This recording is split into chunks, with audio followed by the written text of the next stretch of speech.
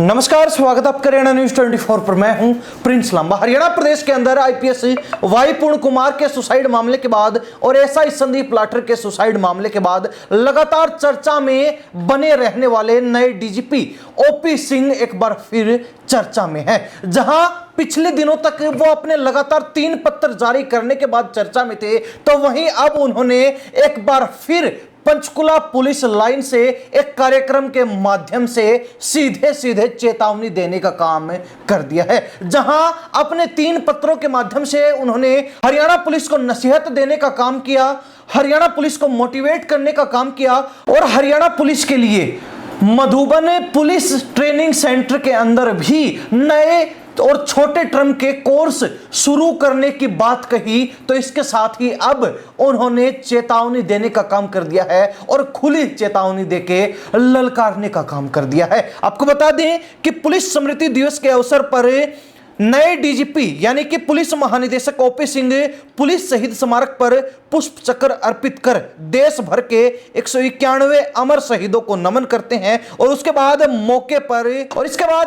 पर मौजूद तमाम पुलिस के वरिष्ठ अधिकारी और पुलिस महकमे से जुड़े तमाम कर्मचारी और इसके साथ साथ पुलिस महकमे के जो लोग काम करने वाले हैं, जो कर्मचारी हैं, जो अधिकारी हैं, उनके परिवार के लोगों को संबोधित करते हुए पुलिस महानिदेशक यानी कि डीजीपी ओपी सिंह ने कहा कि हरियाणा पुलिस अपने शहीद साथियों के परिवारों के प्रति संवेदनशील है। जब कोई पुलिसकर्मी कर्तव्य पालन के दौरान शहीद होता है तो उसका परिवार मानो मुसीबतों के पहाड़ तले दब जाता है। ऐसे में हमारा पहला कर्तव्य है कि हम उस परिवार के साथ मजबूती से खड़े रहें। उन्होंने बताया कि हरियाणा पुलिस ने शहीदों के परिजनों के लिए सरकारी नौकरी और 1 करोड़ रुपए तक की आर्थिक सहायता का प्रावधान किया है ताकि उनके बच्चों की पढ़ाई और भविष्य प्रभावित ना हो। और इससे आगे डीजीपी ओपी सिंह ने कहा कि पुलिस बल सिर्फ वर्दी नहीं बल्कि देश की सुरक्षा का प्रतीक है। उन्होंने चेतावनी भरे शब्दों में कहा कि जो अपराधी गोली चलाएंगे पुलिस पीछे नहीं हटेगी। हम कानून के रास्ते पर चलने वाले लोग हैं और हमारी नीति साफ है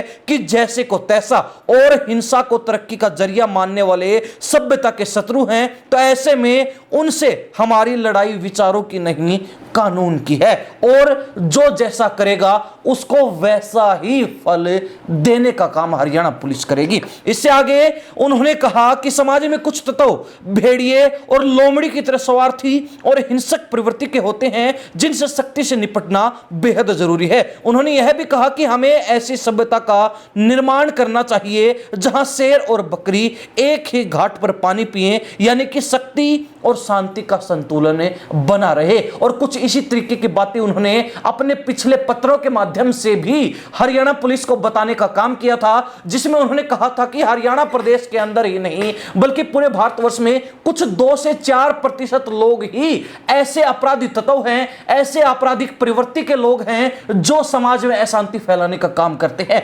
ऐसे लोगों से सख्ती से निपटा जाए। इसके अलावा जो रोजमर्रा के मारपीट के मामले आते हैं, कोई छोटी मोटी गरीब लोगों के चोरी के मामले आते हैं, उनमें पुलिस महकमे के तमाम कर्मचारी और अफसरों को चाहिए कि मौके पर ही निपटारा कर दें। ऐसे लोगों को, गरीब लोगों को सरकारी स्कीमों से जोड़े, मुख्य धारा से जोड़े, ताकि सरकारी स्कीमों के माध्यम से उनका लालन पालन होगा, उनका पेट भरेगा तो वो चोरी चकारी छोड़कर मेहनत का रास्ता अपना लेंगे। तो कहीं ना कहीं पुलिस को ऐसे लोगों को जेलों में ठूसने की बजाय ऐसे लोगों को पकड़कर और उनको अंदर ठोकना चाहिए जो आपराधिक प्रवृत्ति के हैं या फिर अपराध को अपना शौक मानते हैं और समाज में अशांति फैलाना अपना कर्तव्य समझते हैं। ऐसों को नहीं छोड़ा जाना चाहिए। और इसके बाद उन्होंने पत्र में यह भी कहा था कि अब हरियाणा पुलिस को चाहिए कि वो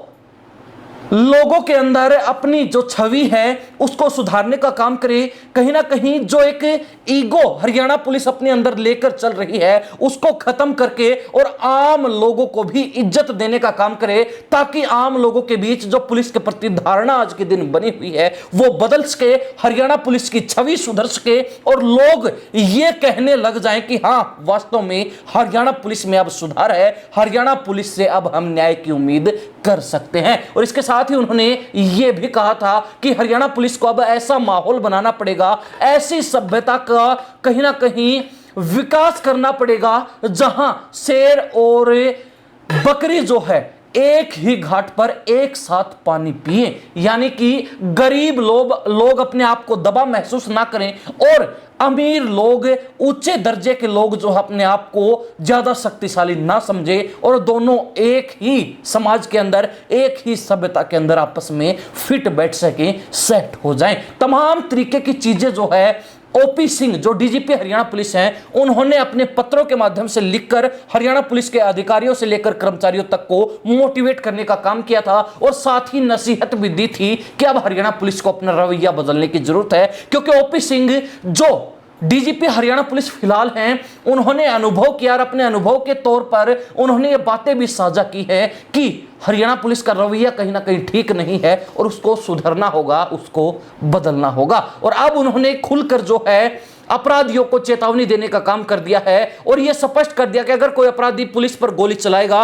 तो पुलिस भी पीछे नहीं हटेगी और कोई अपराधी अगर यह सोचता हो कि वो अपराध करके बच जाएगा तो उसको भी हरियाणा पुलिस अब छोड़ने का काम नहीं करेगी। अब देखने वाली बात यह है कि जो डीजीपी ओपी सिंह है, उनकी इन तमाम बातों का कितना प्रभाव हरियाणा पुलिस पर पड़ता है, हरियाणा पुलिस के अधिकारियों से लेकर कर्मचारियों तक पर इन बातों को, ये बातें कितनी गहरी छाप छोड़ पाएंगी और ओपी सिंह जो नए पुलिस महानिदेशक हैं हरियाणा प्रदेश के, वो जो है कितना सुधार अपने महकमे के अंदर कर पाएंगे, क्योंकि अपने महकमे की जो कमियां हैं और अपने महकमे के लोगों में जो खामियां उन्होंने देखी हैं, जो उनका अनुभव है, क्योंकि उनको मालूम है क्या कमियां हैं क्या खामियां हैं, उनको वो सुधारने में कितनी तत्परता दिखाते हैं और कितना जल्दी इसमें सुधार कर पाते हैं। हरियाणा प्रदेश की जनता ओपी सिंह के इन तमाम कार्यों को लेकर क्या राय रखती है, कमेंट के माध्यम से जरूर लिखिए। इन्हीं सब बातों के साथ हम परिंस लांबा, हरियाणा न्यूज़ 24। नमस्कार, जय हिंद।